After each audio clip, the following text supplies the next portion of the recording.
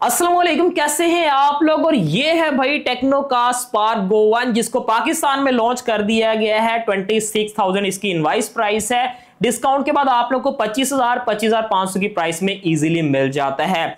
आज की इस वीडियो में इस फोन को कवर करने वाले हैं और डिटेल में बात करेंगे कि क्या ये स्मार्टफोन 25,000 26,000 को जस्टिफाई करता है या फिर नहीं। कुछ हाईलाइट स्पेसिफिकेशन की बात करूं तो इस फोन में मुझे एक ही हाईलाइटिंग फीचर नजर आया है, वो है 120 हर्ट्ज का रिफ्रेश रेट। बजट के अंदर यानी कि 25 से 26,000 की प्राइस में ये स्मार्टफोन आपको 720p के साथ 120 हर्ट्ज का रिफ्रेश रेट ऑफर करता है। और क्या अंडर 26,000 रुपीस की प्राइस में ये फोन आप लोगों को वो चीजें ऑफर करता है? क्या ये स्मार्टफोन वैल्यू फॉर मनी है या फिर नहीं? आज की इस वीडियो में आप लोगों की सारी कंफ्यूजन दूर करने वाला हूं। क्या ये smartphone best value for money smartphone है? तो मेक श्योर आप लोगों ने वीडियो का अंत तक जरूर देखना है। बट स्टार्ट करने से पहले, मेरा नाम है रेहान, मैं इस तरह का इंटरेस्टिंग कंटेंट बनाता रहता हूं और भाई फ्यूचर में आप लोगों को इस तरह की अनबॉक्सिंग मिलती रहेंगी। तो आप लोगों ने काइंडली वीडियो को लाइक भी करना है। आप लोगों का एक लाइक मुझे काफी ज्यादा मोटिवेट करता है। शेयर भी करना है एंड फर्स्ट टाइम मुझे चैनल के ऊपर देख रहे हो तो सब्सक्राइब कर लो, क्योंकि इस तरह की इंटरेस्टिंग अनबॉक्सिंग आप लोगों को टाइम टू टाइम मिलती रहेंगी। First of all box tour करते हैं। कुछ इस तरह का बॉक्स मिल जाता है टेक्नो स्पार्क गो 1 का। इसके अंदर एक और बॉक्स प्रोवाइड किया गया है। ये बॉक्स आप लोगों को कुछ इस तरह का मिल जाता है। इस बॉक्स को ओपन करते हैं। खैर, बॉक्स को ओपन करते साथ ही सबसे पहले डिवाइस मिल जाती है टेक्नो स्पार्क गो 1 और ये कलर और ये डिजाइन पर्सनली मुझे बहुत ज्यादा पसंद आया है। और मेरे पास जो कलर अवेलेबल है ये ग्लिटरी व्हाइट कलर है जो दिखने में बहुत ज्यादा खूबसूरत है। खैर, डिजाइन को आगे चल के एक्सप्लेन करते हैं, मजीद देखते हैं हमें बॉक्स में क्या मिलता है। इसके बाद बॉक्स में type A to type C वाली केबल मिल जाती है। और भाई ऑन पेपर मेंशन किया गया है कि ये फोन 15 वाट की फास्ट चार्जिंग को सपोर्ट करता है, लेकिन बॉक्स के अंदर आपको 10 वाट का एक नॉर्मल अडोप्टर प्रोवाइड किया गया है। भाई मुझे इस चीज की समझ नहीं आती, जब आप कह रहे हो कि यार ये फोन 15 वाट की फास्ट चार्जिंग को सपोर्ट करता है तो आपको चाहिए कि आप 15 वाट का ही यहां पर अडॉप्टर प्रोवाइड कर दे, लेकिन 10 वाट का अडॉप्टर फिर 15 वाट को मेंशन करने की जरूरत नहीं है। इसके बाद एक केस मिल जाता है टेक्नो स्पार्क गो 1 का। कुछ इस तरह का केस मिलता है और ये थोड़ा सा हार्ड है, थोड़ा सा नरम है। मतलब कि यार ये साइडें जो है ना वो थोड़ी सी हार्ड है, बाकी ये बीच में से नरम है। समझा करो यार, केस की बात कर रहा हूं मैं। केस जो है वो डिसेंट क्वालिटी का प्रोवाइड किया गया है। इसके बाद भाई हमें यहां पर एक सिम इजेक्शन टूल मिल जाता है। देन लास्ट में हमें कुछ डॉक्यूमेंटेशन मिल जाती है। That's it. सो भाई यही थी अनबॉक्सिंग। अब आते हैं अपने डिवाइस की तरफ। ये है भाई टेक्नो स्पार्क गो 1। कवर लगाने के बाद कुछ इस तरह का डिजाइन मिल जाता है। अगर आप लोगों को नजर आ रहा हो, ब्लर ना किया हो,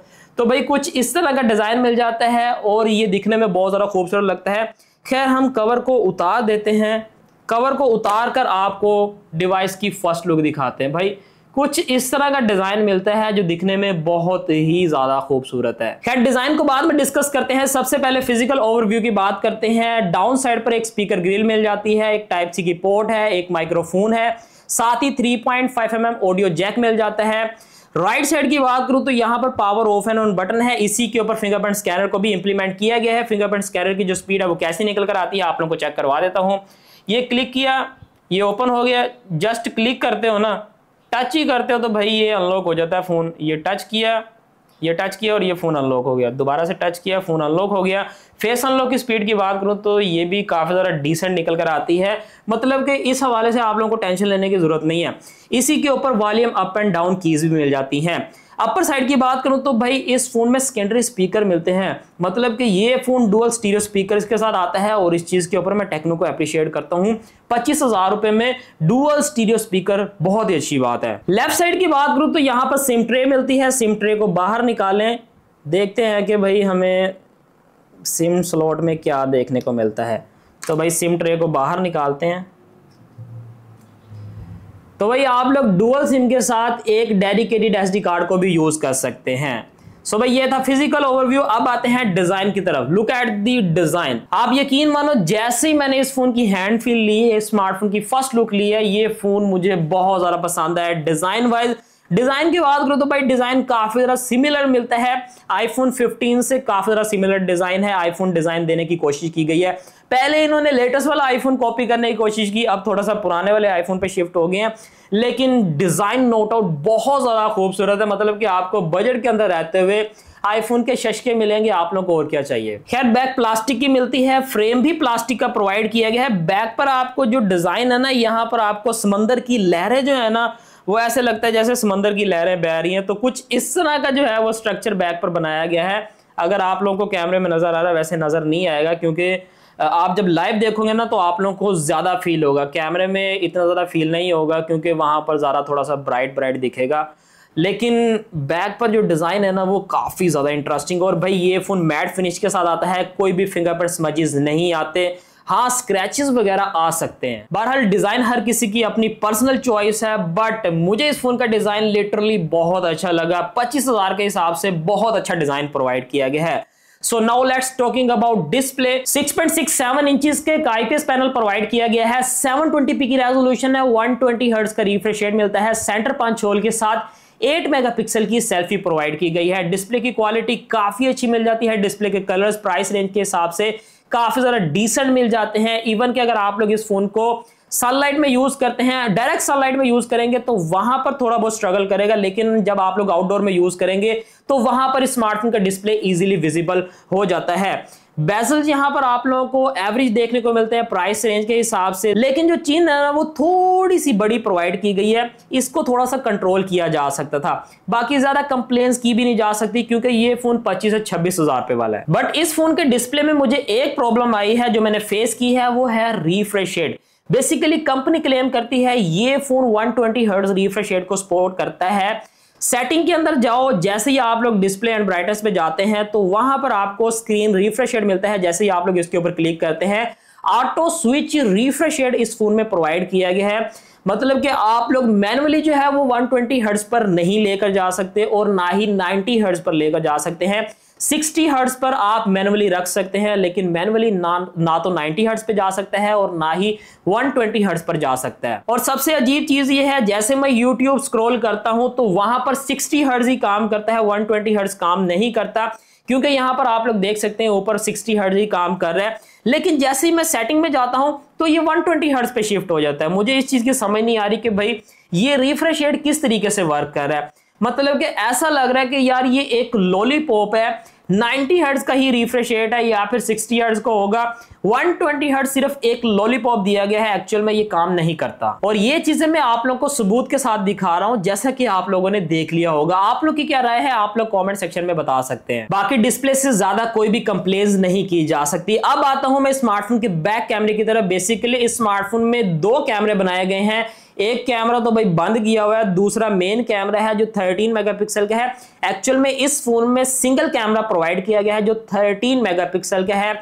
और कैमरा की क्वालिटी प्राइस रेंज के हिसाब से मुझे काफी ज्यादा डिसेंट मिल जाती है। फ्रंट की बात करूं तो भाई फ्रंट पर 8 मेगापिक्सल की सेल्फी प्रोवाइड की गई है। ये भी डिसेंट पिक्चर्स ले लेती है। अगर लाइटिंग कंडीशन अच्छी है तो वहां पर काफी अच्छी पिक्चर आ जाती है, जैसा कि आप लोग स्क्रीन के ऊपर देख सकते हैं। सारे कैमरा सैंपल मैं आप लोगों को स्क्रीन के ऊपर शो कर देता हूं। और इंटरेस्टिंग चीज, बैक एंड फ्रंट में HDR का ऑप्शन भी मिल जाता है और आप लोग स्मार्टफोन के बैक एंड फ्रंट कैमरे की हेल्प से, दोनों कैमरों की हेल्प से 1080p 30 FPS तक वीडियो रिकॉर्ड कर सकते हैं। स्टेबलाइजेशन आप लोगों को नहीं मिलने वाली, भाई बजट वाला फोन है, ये चीजें आप लोग बिल्कुल भी एक्सपेक्ट मत करो। एंड्रॉइड वर्जन की बात करूं तो ये phone out of the box Android 14 go edition के साथ आता है। कुछ ऐसी एप्लीकेशंस होंगी जो एंड्रॉइड गो एडिशन जो कि लाइटर वेरिएंट है इसके अंदर नहीं चल पाएंगी, लेकिन अभी तक मुझे ऐसी कोई भी एंड्रॉइड की एप्लीकेशन नहीं मिली जो इस फोन में ना चल रही हो। अगर फुल वर्जन होता तो ज्यादा अच्छा होता, लेकिन इस फोन के अंदर एंड्रॉइड 14 गो एडिशन है जो कि लाइटर वेरिएंट प्रोवाइड किया गया है। मेरे पास इन्फिनिक्स का स्मार्ट 8 है, उसके अंदर एक डिजिटल ऐप जिसको कह लो यार digital currency wallet app, tone keeper smart 8 के अंदर वो एप्लीकेशन नहीं चलती, लेकिन इस फोन के अंदर एंड्रॉइड 14 गो एडिशन है, लेकिन टोन कीपर इस फोन के अंदर चल रहा है। मैंने टेस्ट किया है तो अभी तक कोई एप्लीकेशन ऐसी नहीं मिली जो इस फोन के अंदर ना चल रही हो। यूआई एक्सपीरियंस की बात करो तो भाई इस फोन में यूआई को इंप्रूव नहीं किया गया, वैसा ही पुराना यूआई देखने को मिलता है। जिस तरह भाई इस फोन में मुझे देखने को मिल रहा है ना यूआई, वैसा ही यूआई आप लोगों को इस फोन में भी मिल जाता है।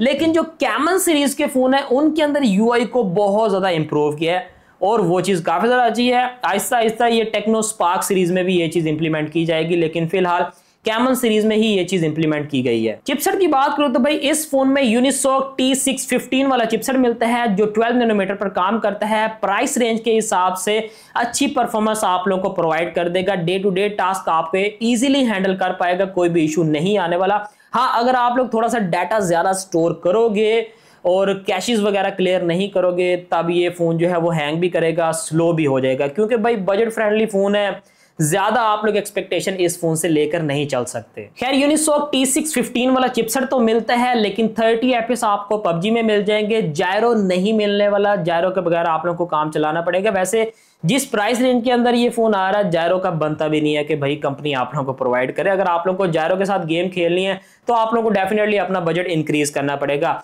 बाकी इस फोन के अंदर ना तो कंपन सेंसर रहता है और ना ही यहाँ पर कोई प्रॉक्सिमिटी सेंसर प्रोवाइड किया गया है। सॉफ्टवेयर के थ्रू ये चीजें काम करेंगी। हाँ, फिंगरप्रिंट स्कैनर जो है वो जरूर प्रोवाइड किया गया है। मेमोरी वेरिएंट की बात करूं तो भाई ये फोन आता है 4GB रैम 64GB रोम वाले वेरिएंट के साथ, और साथ ही 4GB वाली लॉलीपॉप वाली रैम प्रोवाइड की गई है जिसको वर्चुअल रैम कहते हैं। उसका एक्चुअल में कोई भी काम नहीं है, वो सिर्फ एक मार्केटिंग गिमिक है, क्योंकि बॉक्स के ऊपर भी लिखा हुआ है कि भाई कंपनी ने आपको 8GB की रैम प्रोवाइड की गई है। और शॉपकीपर जो है वो आपको यही कह के सेल करेगा कि भाई 8GB 64GB वाला वेरिएंट है, बट एक्चुअल में ऐसा नहीं है, 4GB 64GB वाला वेरिएंट है। और साथ ही eMMC 5.1 वाली स्टोरेज मिल जाती है। अंततः बेंचमार्क स्कोर्स की बात करूं तो 2,64,000 के करीब निकल कर आते हैं। स्पीकर्स की बात करूं तो भाई इस फोन में डुअल स्टीरियो स्पीकर्स आते हैं, जो कि बहुत ज्यादा एप्रिशिएटिंग चीज है। डाउन साइड पर एक स्पीकर ग्रिल मिल जाती है, एक अपर साइड पर भी मिल जाती है।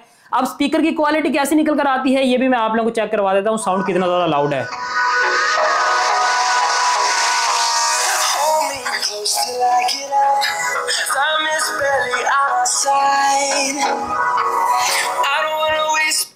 भाई स्पीकर का वॉल्यूम प्राइस रेंज के हिसाब से काफी ज्यादा डिसेंट निकल कर आता है। लास्ट में बात करते हैं बैटरी की। ये फोन 5000 mAh बैटरी के साथ आता है विद टाइप सी कनेक्टिविटी। साथ में आपको 15 वाट की फास्ट चार्जिंग का सपोर्ट मिलता है। चार्जर नहीं मिलता, बॉक्स के अंदर आपको 10 वाट का एक नॉर्मल चार्जर प्रोवाइड किया गया है।